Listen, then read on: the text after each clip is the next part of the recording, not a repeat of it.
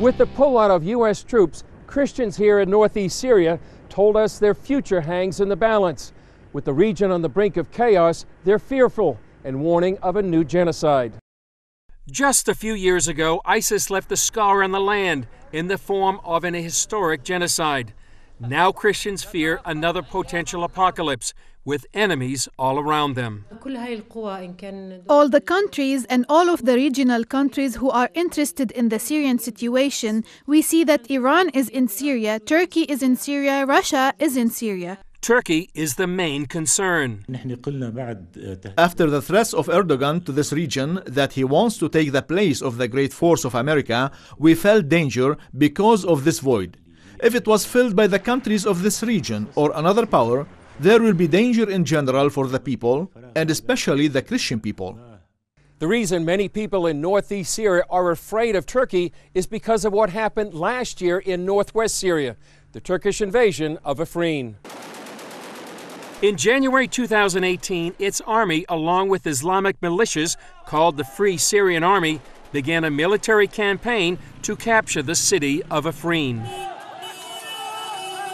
Charmaine Heading of the Shai Fund lays out the Turks' goals. We know from what the statements that they've made that they want to get rid of the people in this area and bring in other people from Syria. So it's a population displacement. Since last year, the Syrian Observatory for Human Rights reported 350,000 people have been displaced, more than 2,600 kidnapped, along with widespread property confiscation and looting. And because many of these Christians were originally Muslim background believers, they were particularly going to be targeted. We have seen and we had reports about several cases of kidnapping, killing, stealing the property of the Christians, or kidnapping them, asking for ransom, or killing them. And that is all, I think, part of a program to empty the Middle East and to empty Syria from its original people and its native people who are, again, the Syrian Christians.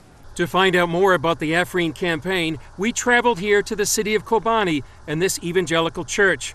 Last year, Christians fled Afrin during the Turkish operation to take over the city. Some came here to Kobani to find refuge, security, and a place to worship. Zani pastors this church. He and his wife Shinar fled Afrin.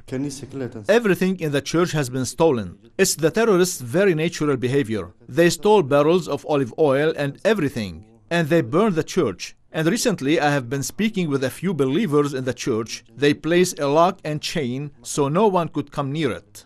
Islamic soldiers allied with Turkey killed her cousin's child. My cousin was in the house. There were a group of people with weapons that entered our neighborhood and they were stealing. So my cousin went out and asked them, "What are you doing? Don't steal what other people own." So the man with weapons attacked my cousin's house and shot and killed his son. Turkish President Erdogan has threatened a similar campaign into northeast Syria. When Shinar heard about President Trump's decision, she prayed. Our situation was very hard. It means we had prepared ourselves, prepared our suitcases, especially we Christians. In a fearful state, in sadness, every day we cried and prayed to the Lord that we would not end up like Afrin. There was a female believer in Afrin. She was kidnapped and they raped her and killed her.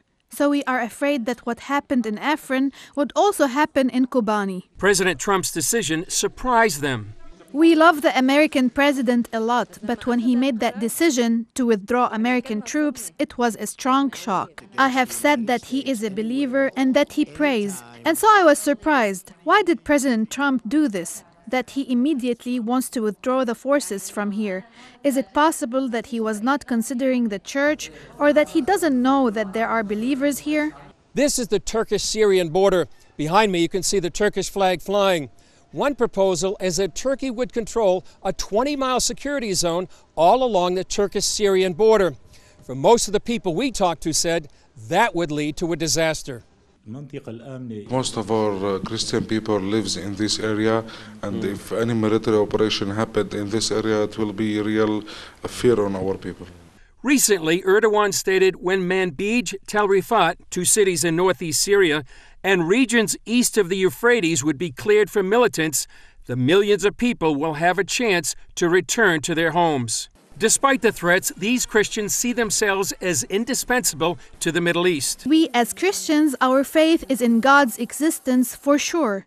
We always depend on God and on Jesus that He would give us strength. Today, Jesus gave us a word. You are the salt of the world. Today, we as Christians, if we are not in the Middle East, so the Middle East will be destroyed. These Christians are looking to President Trump as the leader of the U.S. and as a fellow Christian. What I know is that President Trump is a Christian and has this faith. Through him signing a law about protecting Christians in Iraq and Syria, that was a very big hope for us.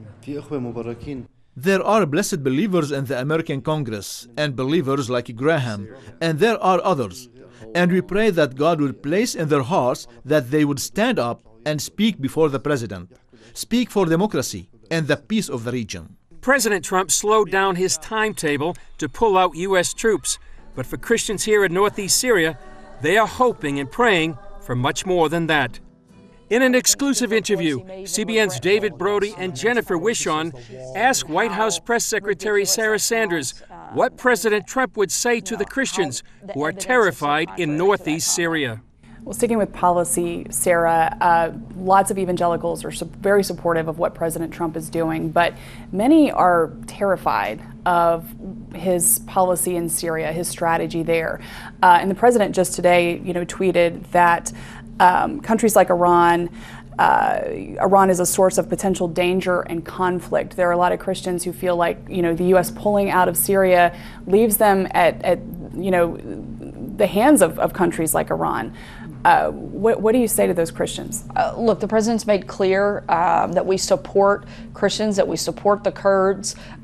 He's made that clear to Turkey. He's made that clear publicly on a number of fronts.